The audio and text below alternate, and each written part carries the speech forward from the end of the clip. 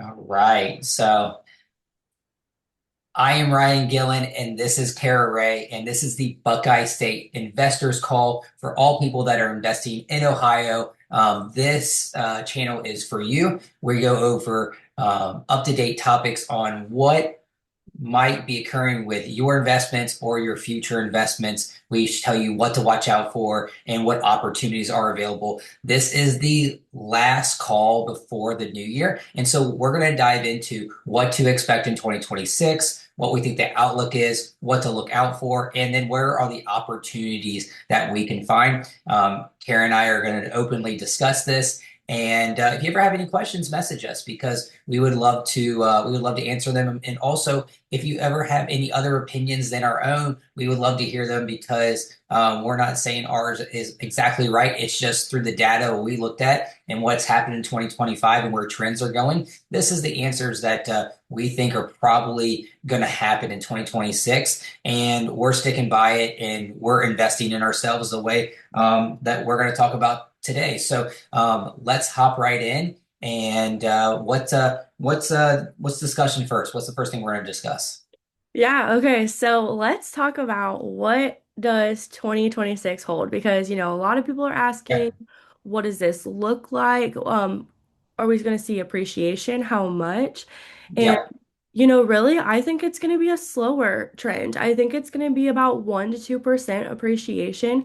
So I think it's going to be steady, but I think honestly, everything will be steady unless the interest rates drop below 6%. What are your Which thoughts? we all don't see that really happening. The data keeps saying less and less, but I do, even though the interest rates aren't going to drop, which likely they won't, and if they do, it would be, I mean, slightly under six. I think the word of the year is we are going back to a little bit more of affordability. I think there's opportunity there with affordability, but I think it's a little bit hidden. So, for example, a guy on our team, his name's Tommy, helped one of our investors that is out of state. House was listed for 130,000 single family home, and he got the property all the way down to $90,000.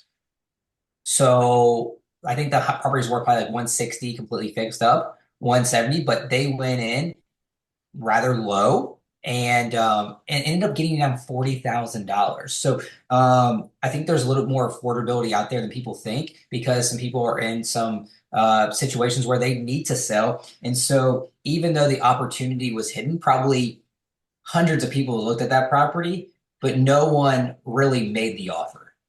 You know what I mean? No one made the offer. No one took the opportunity to see if they could get it down 40 grand to make the numbers work. And I was a little jealous. I was like, man, that's a good deal. So to me, I think there's going to be a little bit more affordability that comes into play in 2026 for investors.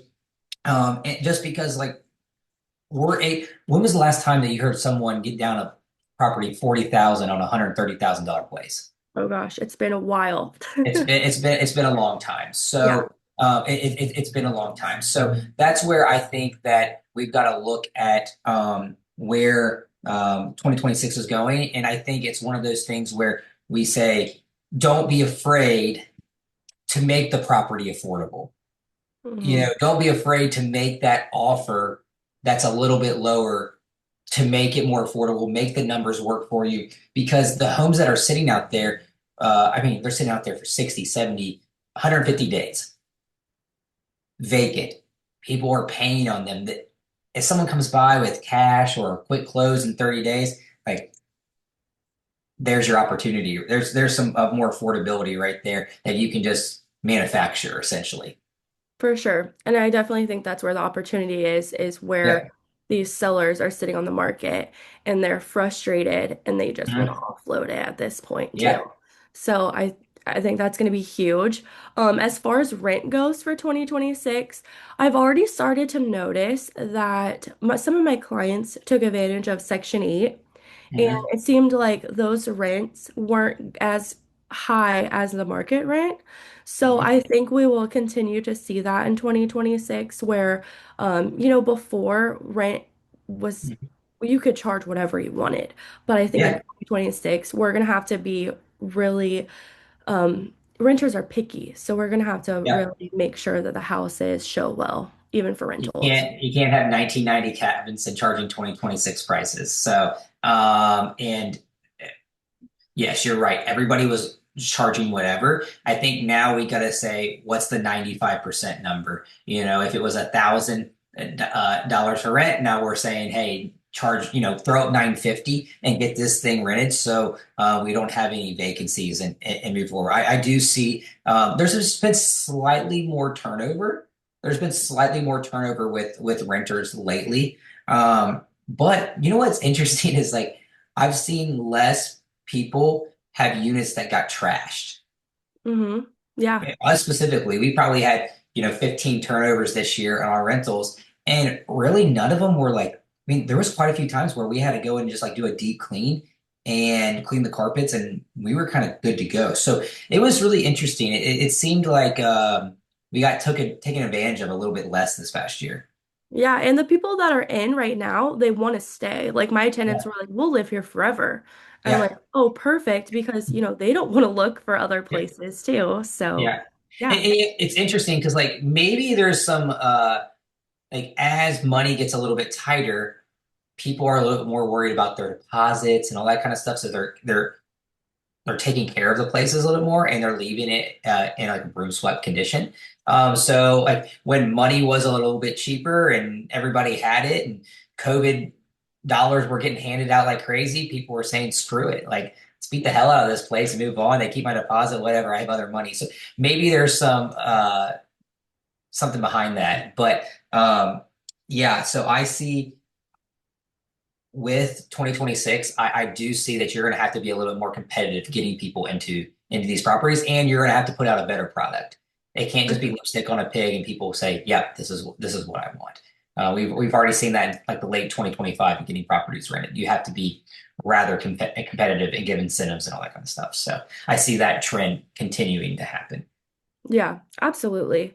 For Yeah. sure. And then talking about rent as well, um, shifting into where is the opportunity for our clients to find investment properties. I truly think that the biggest thing is we have a lot of landlords right now all across Ohio that Mhm.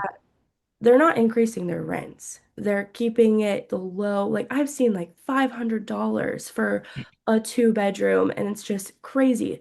So I think those people, they're going to have to offload eventually because they can't afford to rent it out for that amount.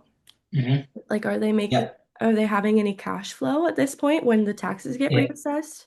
Well, and so for multi-units right now, I think you always see those stats online about the most properties and going into foreclosure that we've seen since 2012 or whatever it may be the stat. But it's not stating that fact for single family homes. It's for multi-family homes. Now people read that and they think, oh, it's single family homes, but that's not the case. 50% of the country has their homes paid off, and the other 50% have 50% equity. So there's not a lot of foreclosures coming in Ohio. I mean, this is the only amount of foreclosures there are for the like this one sheet for this is 2 separate weeks. These pages used to be like I used to have, every week used to be 7 pages long of foreclosures. This is only a couple of houses, and half of these are already canceled and stuff. So that's for single family homes. So for foreclosures, like there might be some that come up for multi units because if the rents aren't increasing,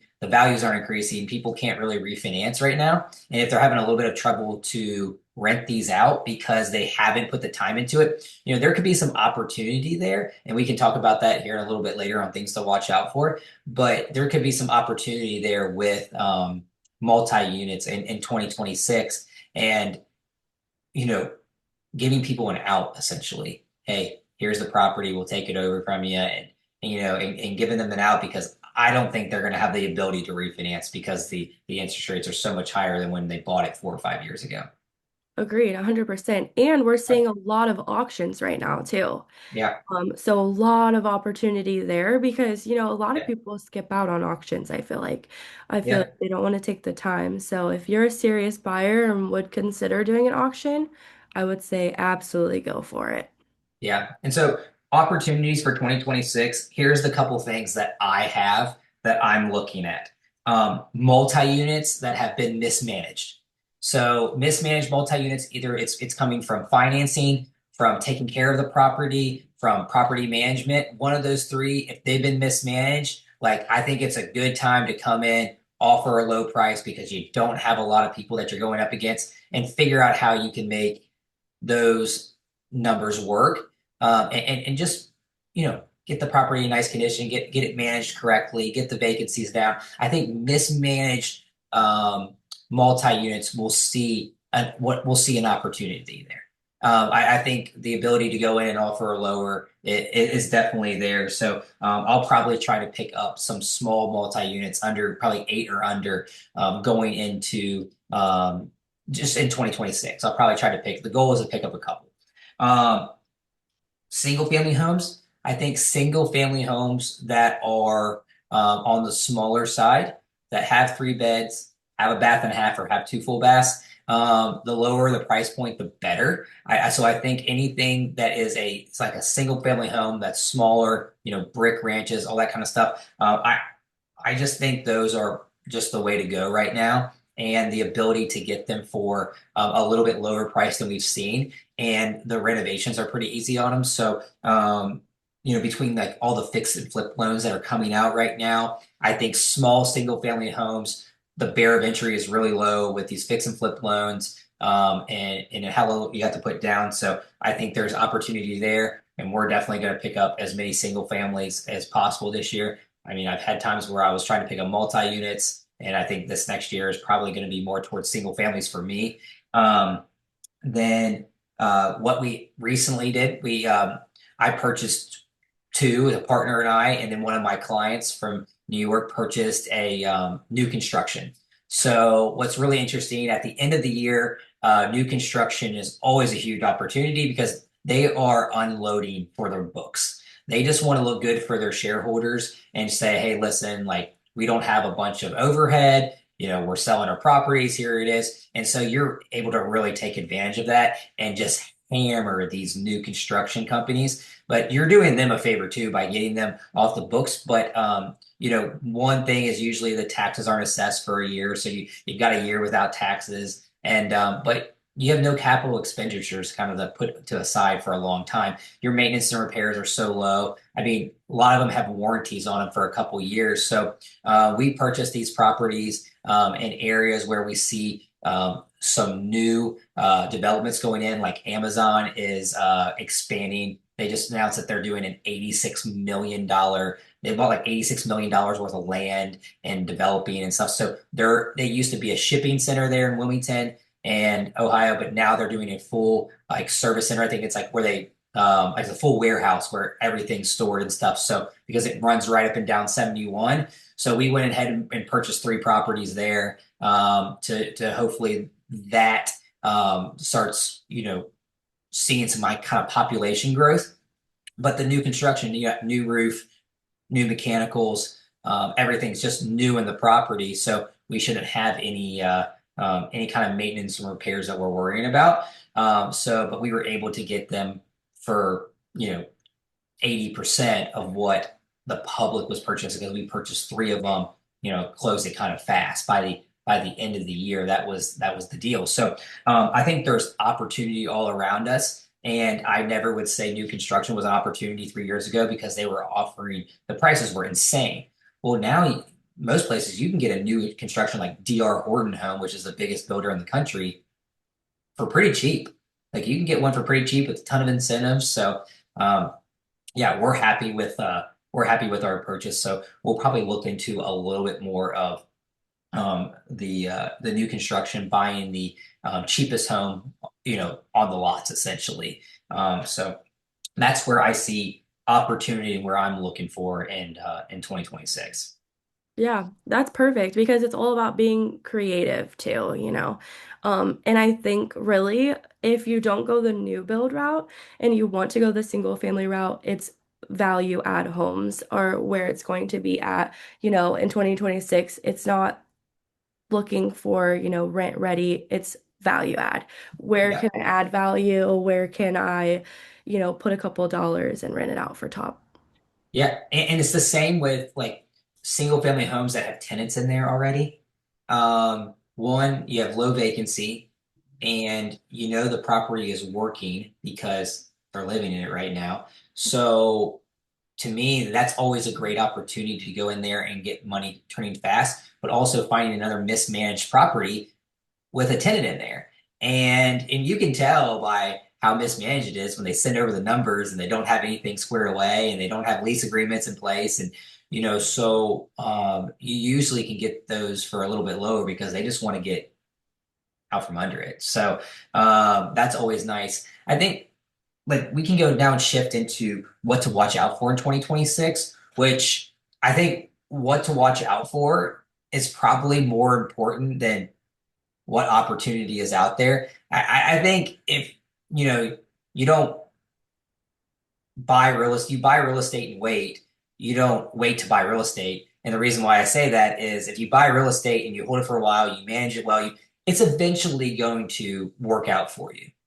There's very few times where if you buy real estate, wait, and do everything correctly, that the property's not going to make you some type of money. You know what I mean? And so I think one of the big things to watch out for is are you partnering up if you're an out of state investor or an in-state investor with someone that's knowing what's going on? Do they know about the Amazon plant, going in? Do they know where opportunity is? Do they have an opinion on where the opportunities? Are they living by, their own rules essentially? So that they're placing for themselves. And so I think that's something to watch out for is because we have seen a little bit of an exit when it comes to real estate agents in Ohio between fees. We're down in sales. I think, I mean, the transactions are so many fewer transactions, so that's just less to go around for real estate agents. But they still haven't cleaned up like everybody. There's a lot of people that are out there that don't really know what they're doing, and they say in their profile, which drives me crazy, like buy, sell, invest. Like basically, they're saying I work with everybody, but like really, like Yeah, do you just open a door for everybody? So I think what to watch out for is real estate agents that don't know what they're doing, really don't know where the opportunity zones are. Property managers that are starting to get a little bit more greedy. I've seen property managers, they're doing less, they're trying to protect themselves more and not really protect you. And they charge for everything. And so I think watching out for those two, and now I think there's phenomenal property managers out there that do a great job. And I think there's phenomenal real estate agents out here in Ohio that do a fantastic job. I was saying just the Gillen Group does a great job, but who you work with matters. And I think like who you worked with in 2020 didn't really matter. Like anything you bought appreciated, right? Like you didn't get caught with your pants down. Like it just was the truth. Who you worked with matters a lot more now in 2026 than it did in 2019. for sure. That's Yeah, it. absolutely. And Yeah. it's one of those things like, are you using an agent that also invests? Because if Yeah. they're not, they might not understand how to run the numbers and every Yeah. process that's involved with it. Yeah.